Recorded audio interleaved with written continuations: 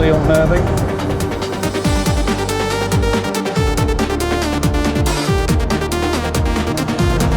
Okay, brakes!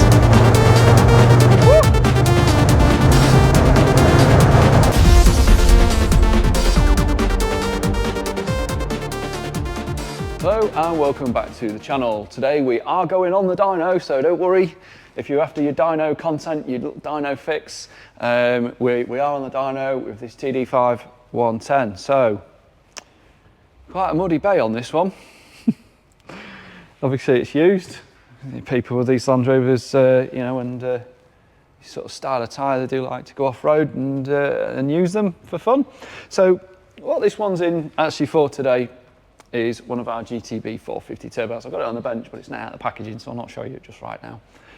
So yeah, a GTB450 turbo, a live ultimate intercooler, and of course our mapping. So we will be servicing the vehicle as well. So I've just dynoed the vehicle. Let's have a look at what it made as what we believe to be a standard truck. So it's still got all its bits and pieces on it for emissions, etc. However, it's made a bit more than standard power. So it's actually made 135 horsepower. Around standard torque for a TD5. But yeah, it's either a very, very strong one, or has it got on it a tuning box. Now, when we dynoed the vehicle, I was looking at boost, and it's making stock boost. So 1.05 bar at peak. So yeah, it kind of, you know, it's looking like it could have either a tuning box on it or some mapping, or it could just be a really good strong one. We did think to begin with it might have something like a disco ECU on it. Nope, correct ECU for the vehicle. So yeah, we'll be back in here shortly. Will and I are going to crack on with, I think I'm going to steam the bay, and let's get this turbo on. So as always, we do like to show what we've got in the workshop. Seems to be quite popular little feature that we do. So it's a G4, I believe it's a G4. Is it a genuine G4? Could be. TD5 for running problems. Now, this one, we may end up featuring this one on the channel, I'm not sure. I can tell you I dumped around 20 plus litres of oil out the sump. Now, it wasn't oil, it was diesel, obviously. Some of you may have already guessed what causes that, but yep, so that was that one. This is today's job, and there's another vehicle here in for, I don't know what. Shall we go find out? Right, so this one here keeps cutting out. So the lads have said potentially a fuel pump. So yeah. My car's ready for the next race. So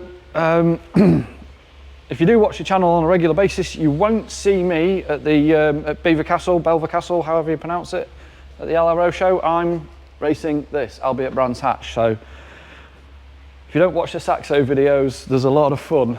I have so much fun in that car. Yeah, lots of fun. So and yeah, well, like I say, I think the lads are on tea break, and I'm going to go join them. And after that, we'll be back on here, and we'll be expecting to see some bigger numbers for sure. So a GTB 450 turbo should really make over 200 horsepower, between 200, 210 horsepower, and 450 Newton meters. So we really will be giving this one a lot more torque. We're going to need to use a bigger scale.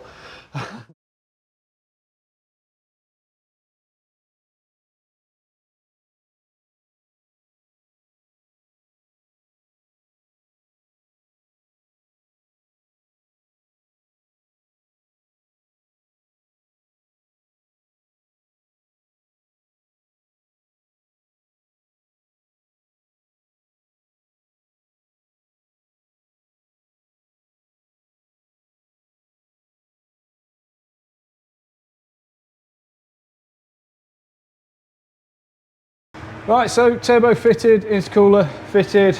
We actually reuse the silicone hoses because they're in great shape, so not really required for new ones. We did fit new boost hose clamps. Computer error. And Will has already flashed on the mapping as well. So we're just about to prepare the vehicle on the dyno, and then we'll put some temp into it, and then get on with some testing. So yeah, what do you think it's going to make? Manual windows. Right, let's get a bit of temperature into the truck. We're still proper cold. Big wheels are turning.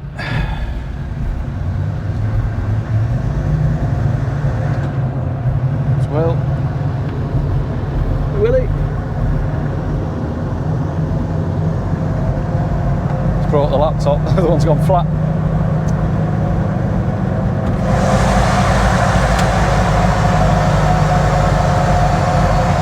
So, just booting up the power flash. And as always, we'll use this to look at the engine data. Connect. And we've got data, as quick as that. So, let's get some coolant temperature into this one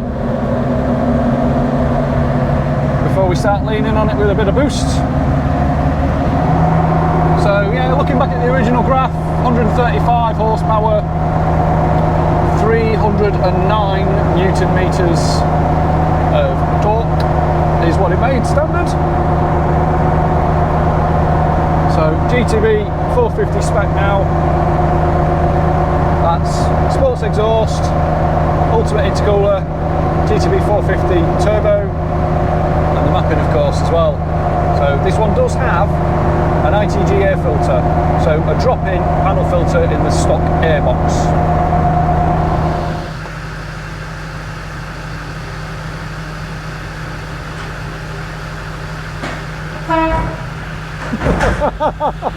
He got me when we was fitting the intercooler. Right, so we're all prepared and we're ready to do the first run now. And as always, in the background is the graph that we're looking to beat. That is what the car made as it was presented. So here we go.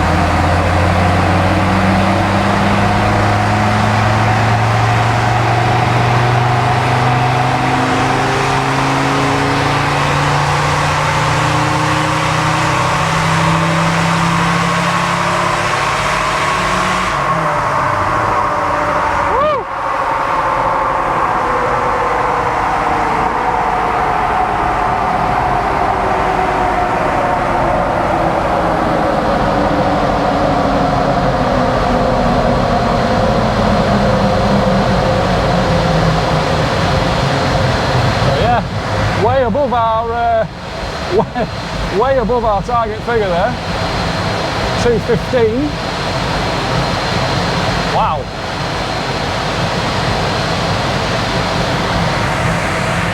Yeah, that's a really strong one. 215 horsepower, 514 Newton meters of torque.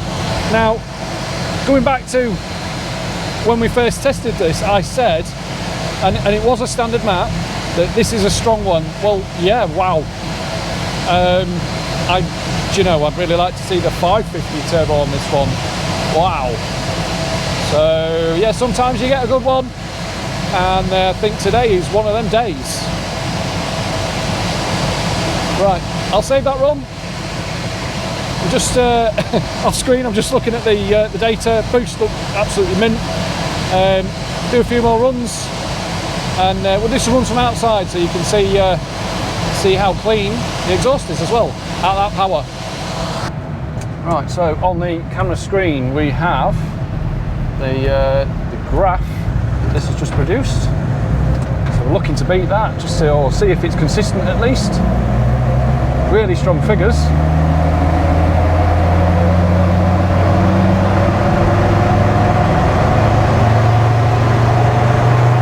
So making 1.7 bar of boost.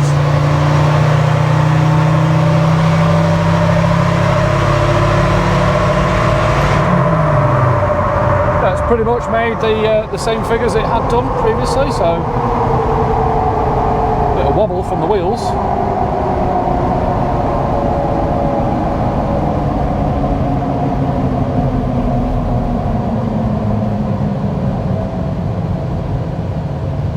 So just pop the drag wizard. So yeah, things have got a little bit hotter. 211 and 503, so difference between two runs. Obviously the more you run the car, the hotter things are going to get. It is quite warm in the cell. It feels a lot warmer than what it says on here. Definitely does. Intakes are around sort of 32, 33 degrees.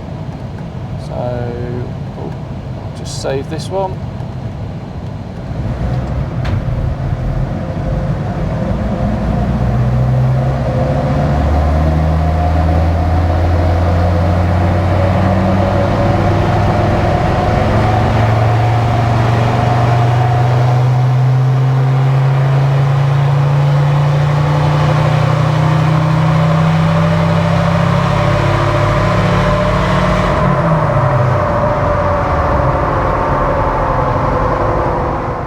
Ready for a road test.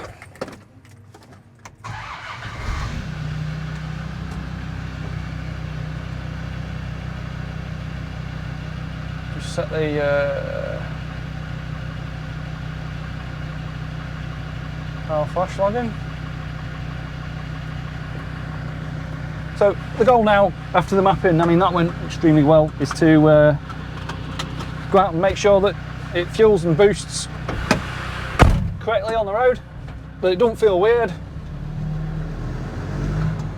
that it doesn't have a fault, and that it's you know, safe to hand it over to the customer. Just drop this window because it is very warm today.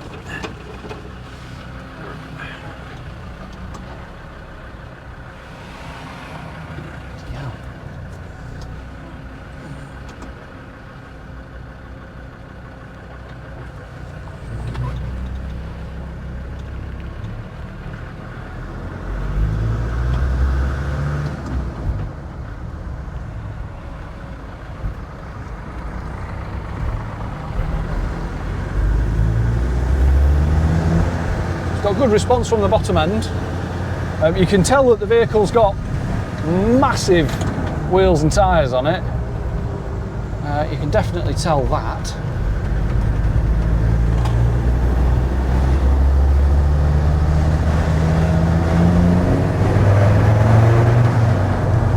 Whoop.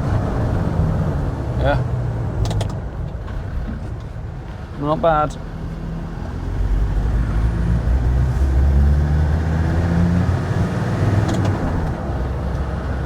And yeah, non-anti-roll bar model. It's all over the place. So for a road car, I like to see a standard front roll bar and an alive rear roll bar. So our rear roll bars are thicker than standard, and they don't make your Defender drive like a car, but what they do is give you more confidence in your Defender, because you have a better front end, just turning in on roundabouts. The car will feel more responsive on the steering. It will wallow less than a Defender would do, even if it had a pair of stock roll bars on it. Not every Defender has roll bars. A lot of them left the factory without roll bars. Some people remove roll bars for going off-road.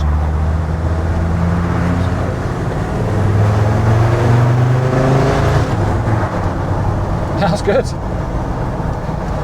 Yeah, sounds good. It sounds like a TD5.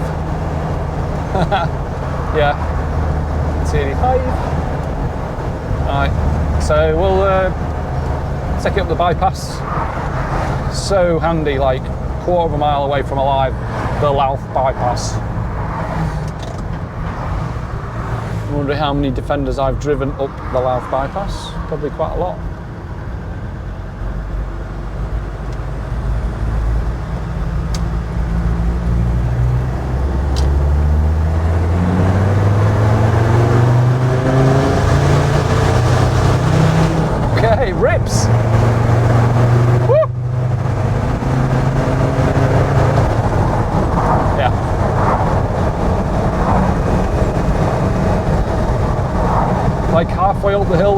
60, easy, easy peasy.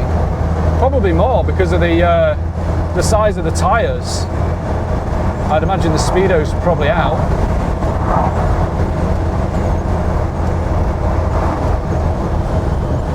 What's it like on the brakes? Not too bad. Not too bad on the brakes. Some of these Defenders, I've driven some that are pretty scary. You can almost do with a bit of a warning from the customer if the brakes aren't great. Oh, we've got a race with a van. Come on, van. No, he's turned off.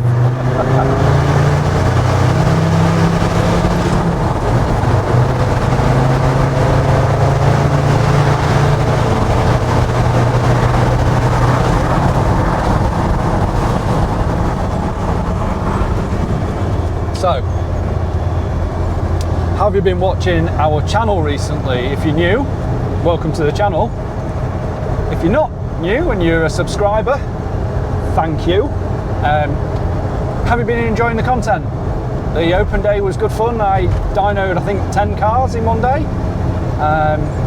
We are looking into maybe doing that as an annual thing, bigger and better next year.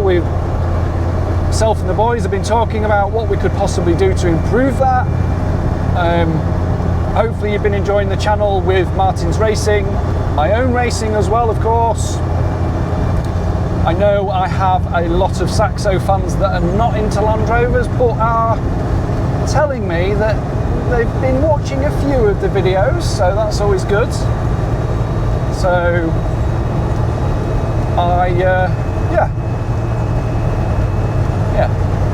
I'm having some fun anyway. These videos, they're all right. Yeah. So we'll give this a little blast out of the roundabout in second gear. So doing 18 miles an hour and go.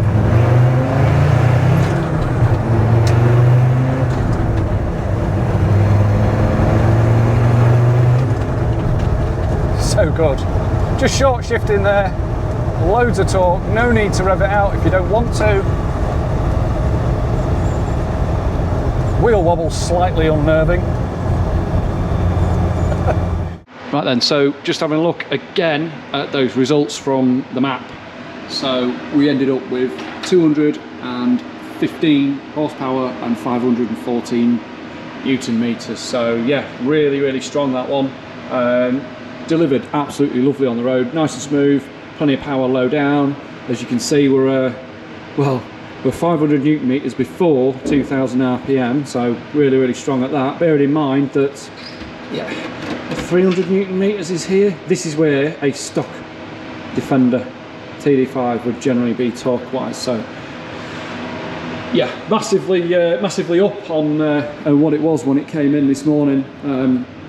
Really happy with the way that one turned out. It's a good looking truck as well. I do like this sort of style truck.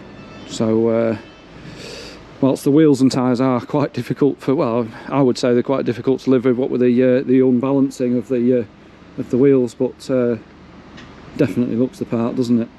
Really does. I like this one. I've enjoyed this one. Shuts just like a Golf. So yeah, I have enjoyed this one, and I guess that's kind of it for the end of this video. Two more things. How much oil did it leave on the dyno? That bit. And other than that, what's next? Well, I'll show you. Just have to go back in time a little bit. This is the what it made stock. So right, just another quick look at what it actually made standard. So 135 horsepower and 309 newtons. And if you look at how much everything's at the bottom end of the dynograph scale, everything's the same: 250 horsepower, 600 newton meters, the same rev range. So yes, a lot different now to the way the vehicle performed when it came in. So there's one more thing to do. I'll just show you what that is. And it is dynographs. So every vehicle that is tuned at Alive, you are presented with some graphs. There's one more that's waiting to come out of the printer, and that is if you book a dyno at Alive, and we do some power testing. We do use the dyno. You might think, well, what else you use the dyno for? We actually use this thing for diagnosing some things. You know, for example, my car plays up at a certain speed. Well, if we don't want to go breaking the law, but we need to go, you know, exceed the speed limit, we can use the dyno. Brilliant for that. It's a good, safe environment where you can look at a laptop rather than look at the road to diagnose or test something. But yeah, so yes, if you book a dyno, you do get printed dyno results as well. We've got our name on them, got your vehicle registration on them. So if you part with your vehicle later on, proof of tuning, and by you know, proof of how much power did it make. So right, I will see you next time. See ya.